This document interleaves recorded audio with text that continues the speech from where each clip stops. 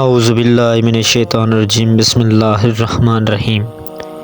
ناظرین گرامی السلام علیکم۔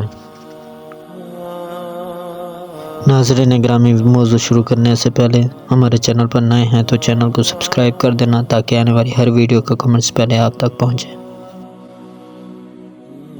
معزز ناظرین گرامی، آج کا ہمارا موضوع ہے قرأت بالجہر کا ثواب کیا ہے کا ذکر کریں گے۔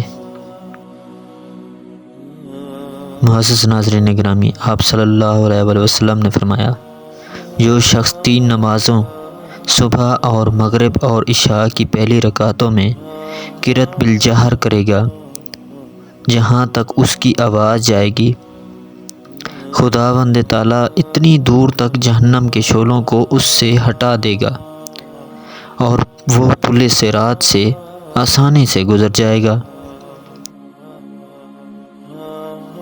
اور اللہ اس کو خوشو سرور عطا فرمائے گا یہاں تک کہ وہ جنت میں داخل ہو جائے گا۔ معزز ناظرین گرامی، ویڈیو اچھی لگی ہو تو ویڈیو کو لائک، چینل کو سبسکرائب اور بیل آئیکن کو دبا دینا اور اچھا سا کمنٹس دینا نہ بھولیے گا۔ اگلی ویڈیو تک دیجیے ہمیں اجازت، اللہ نے کے بعد۔